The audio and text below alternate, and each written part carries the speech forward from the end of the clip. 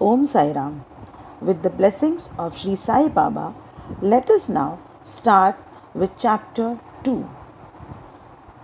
In Chapter 2, there is object of writing the work, incapacity and boldness in the undertaking, hot discussion, conferring significant and prophetic title of Hemadpanth, and then necessity of a guru. In the last chapter, the author mentioned in the original Marathi book that he would state the reason that led him to undertake the work and the persons qualified to read the same and such other points. Now, in this chapter, he starts to tell the same object of writing the work. In the first chapter, I describe Sai Baba's miracle of checking and destroying the epidemic of cholera by grinding wheat and throwing the flour on the outskirts of the village. I heard other miracles of Sai Baba to my great delight, and this delight burst forth into this poetic work. I also thought that the description of these grand miracles of Sai Baba would be interesting and instructive to his devotees and would remove their sins, and so I began to write the sacred life and teachings of Sai Baba. The life of the saint is neither logical nor dialectical. It shows us the true and great path. Incapacity and boldness in undertaking the work. Hemadpanth thought that he was not a fit person to undertake the work. He said, I do not know the life of my intimate friend, nor do I know my own mind. Then, how can I write the life of a saint or describe the nature of incarnations, which even the Vedas were unable to do? One must be a saint himself before he could know other saints. Then, how can I describe their glory? To write the life of a saint is the most difficult, though one may as well measure the depth of the water of the seven seas or enclose the sky with cloth trappings. I knew that this was the most venturous undertaking, which might expose me to ridicule. I therefore invoke Sai Baba's grace. The premier poet saint of Maharashtra, Sri Gyaneshwar Maharaj, has stated that the Lord loves those who write the lives of saints, and the saints also have a peculiar method of their own of getting the service, which the devotees long for, successfully accomplished. The saints inspire the work, the devotee becomes only an indirect cause or instrument to achieve the end. For instance, in 1700 Shakayar, the poet Mahipati aspired to write the lives of saints. Saints inspired him and got the work done. So also in 1800 Shakayar, Das Ganu's service was accepted. The former wrote 4 works, Bhakta Vijaya, Santa Vijaya, Bhakta Lilamrit and Santa Kathamrit, while the latter wrote 2, Bhakta Lilamrit and Santa Kathamrit, in which the lives of modern saints were described. In chapter 31, 32, 33 of Bhakta Lilamrit and in chapter 57 of Santa Kathamrit, the sweet life and teachings of Sai Baba are well depicted. These have been separately published in Sai Leela magazines, numbers 11 and 12, volume 17. The readers are advised to read these chapters. So also Sai Baba's wonderful Leelas are described in a small decent book named Shri Sai Nath Bhajan Mala by Mrs. Savitribai Raghunath Tendulkar of Bandra. Das Ganu Maharaj also has composed various sweet poems on Sai Baba. A devotee named Amidas Bhavani Mehta has also published some stories of Shri Sai Baba in Gujarati. Some numbers of Sainath Prabhu, a magazine published by Dakshina Bhiksha Sansthan of Shirdi, are also published. Then the question of objection comes in that while so many works regarding Sai Baba are extant, why should this Satcharitra be written? And where is its necessity? The answer is plain and simple. The life of Sai Baba is as wide and deep as the infinite ocean, and all can dive deep into the same and take out precious gems, that is, of knowledge and bhakti, and distribute them to the aspiring public. The stories, parables, and teachings of Sai Baba are very wonderful.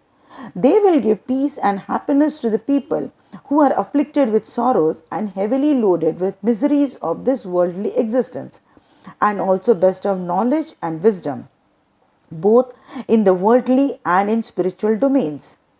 If these teachings of Sai Baba, which are as interesting and instructive as the Vedic lore, are listened to and meditated upon, the devotees will get what they long for, that is, union with Brahman, mastery in Eightfold Yoga, bliss of meditation, etc. So I thought that I should call these stories together, that would be my best upasana. This collection would be most delightful to those simple souls whose eyes were not blessed with Sai Baba's darshana. So I set about collecting Sai Baba's teachings and expressions. The outcome of his boundless and natural self-realization. It was Sai Baba who inspired me in this matter. In fact, I surrendered my ego at his feet and thought that my path was clear and that he would make me quite happy here and in the next world. I could not myself ask Sai Baba to give me permission for this work. So I requested Mr. Madhavrao Deshpande alias Shama, Baba's most intimate devotee, to speak to him for me. He pleaded for my cause and said to Sai Baba, "This Anna Sahib wishes to write your biography.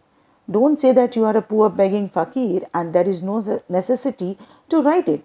But if you agree and help him, he will write, or rather, your feet will accomplish the work. Without your consent and blessing, nothing can be done successfully." When Sai Baba heard this request, he was moved and blessed me by giving me his udi, and placing his boon bestowing hand on my head, said, "Let him make a collection of stories and experiences. Keep notes and memos. I will help him. He is only an outward instrument. I should write myself my autobiography and satisfy the wishes of my devotees. He should get rid of his ego, place or surrender it at my feet.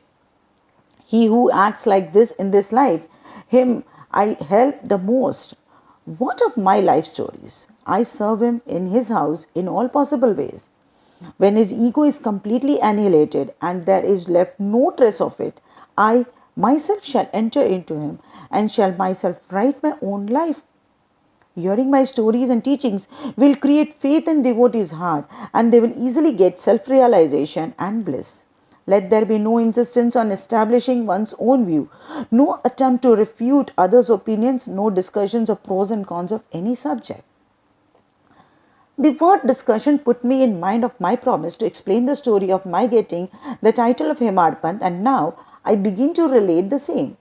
I was on close friendly terms with Kaka Sahib Dikshit and Nana Sahib Chandorkar. They pressed me to go to Shirdi and have Baba's darshana, and I promised them to do so.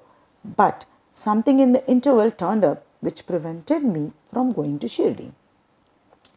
The son of a friend of mine at Lonavala fell ill. My friend tried all possible means, physical and spiritual, but the fever would not abate. At length, he got his guru to sit by his bedside of his son, but this too was of no avail. Hearing this, I thought, what was the utility of the guru if he could not save my friend's son? If the guru can't do anything for us, why should I go to Shirdi at all? Thinking in this way, I postponed my Shirdi trip. But the inevitable must happen, and it happened in my case as follows. Mr. Nana Sahib Chandorkar, who was a Prant officer, was going on tour to Basen. From Thane he came to Dadar and was waiting for a train bound for Basen. In the meanwhile, a Bandra local turned up. He sat in it and came to Bandra and sent for me and took me to task for putting off my Shirdi trip. Nana's argument for my Shirdi trip was convincing and delightful, and so I decided to start for Shirdi the same night. I packed up my luggage and started for Shirdi. I planned to go to Dadar and there to catch the train for Manmad, and so I booked myself for Dadar and sat in the train. While the train was to start, a Mohammedan came hastily to my compartment and, seeing all my paraphernalia, asked me where I was bound to. I told him my plan. He then suggested that I should straight go to Boribandar and not get down at Dadar, for the Manmad mail did not get down at Dadar at all. If this little miracle or Leela had not happened, I would not have reached Shirdi next day as settled, and many doubts would have assailed me. But that was not to be. As fortune favored me, I reached Shirdi the next day before 9 or 10 a.m. Mr. Bhau Sahib, that is Kaka Dikshit, was waiting for me there. This was in 1910 AD, when there was only one place, that is Sathewada, for lodging pilgrim devotees. After alighting from the Tonga, I was anxious to have darshana when the great devotee Tatya Sahib Nulkar returned from the masjid and said that Sai Baba was at the corner of the Wada and that I should first get the preliminary darshana and then, after bath, see him at leisure. Hearing this, I ran and prostrated before Baba, and then my joy knew no bounds. I found more than what Nana Sahib Chandorkar had told me. All my senses were satisfied and I forgot thirst and hunger. The moment I touched Sai Baba's feet, I began a new lease of life. I felt myself much obliged to those who spurred and helped me to get the darshana, and I considered them as my real relatives and I cannot repay their debt. I only remember them and prostrate mentally before them. The peculiarity of Sai Baba's darshana, as I found it, is that his darshana, our thoughts are changed. The force of previous action is abated, and gradually non-attachment of dispassion towards worldly objects grow up. It is by the merit of actions in many past births that Sad Darshana is got. And if only you see Sai Baba, really all the world becomes or assumes the form of Sai Baba. Now, on the first day of my arrival in Shirdi, there was a discussion between me and Balasaheb Bhate regarding the necessity of a guru. I contended, why should we lose our freedom and submit to others? When we have to do our duty, why a guru is necessary? One must try his best and save himself. What can the guru do to a man who does nothing but sleeps indolently? Thus I pleaded free will, while Mr. Bhate took up the other side, that is, destiny, and said, whatever is bound to happen must happen. Even great men have failed. Man proposes one way, but God disposes the other. Brush aside your cleverness. Pride or egoism won't help you.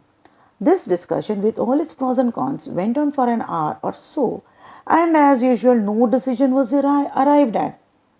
We had to stop the discussion ultimately as we were exhausted. The net result of this was that I lost my peace of mind and found that unless there is strong body consciousness and egoism, there would be no discussion.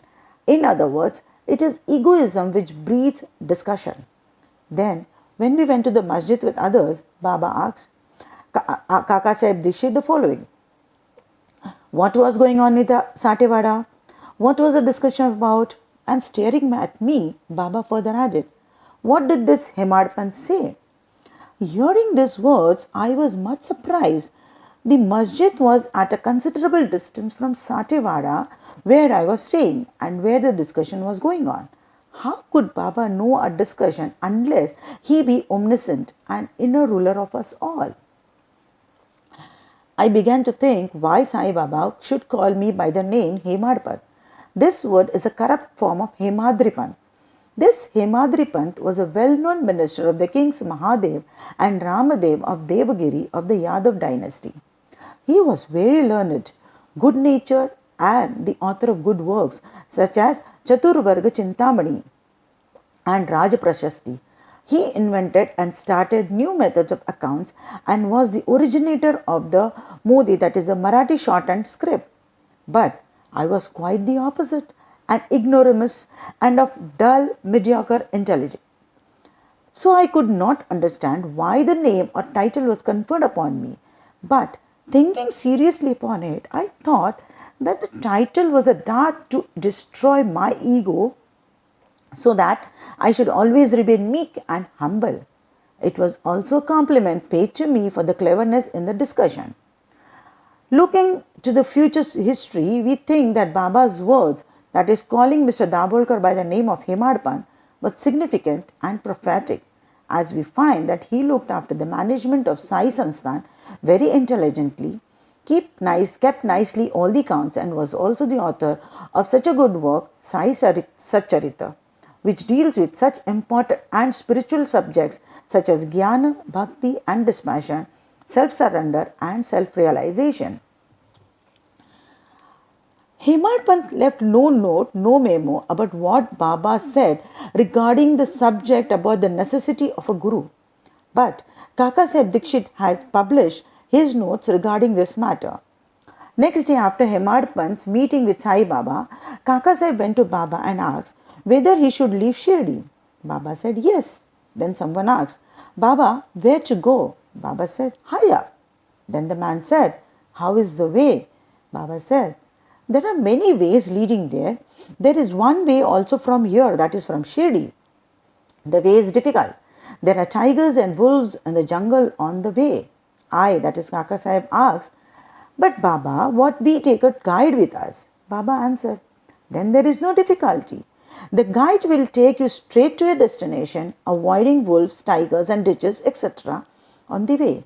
If there be no guide, there is a danger of your being lost in the jungles or falling into ditches.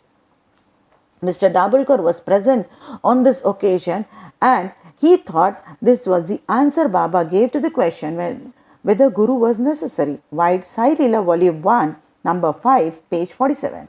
And he thereupon took the hint that no discussion of the problem whether man is free or bound is of any use in spiritual matters, but that on the contrary, real Paramartha is possible only as a result of the teachings of the Guru, as is illustrated in this chapter of the original work in the instances of great avatars like Rama and Krishna, who had to submit themselves to their gurus Vashishta and Sandipani respectively for getting self-realization, and that the only virtues necessary for such progress are faith and patience. White Sai Satcharitra, chapter 2, page number 191-92.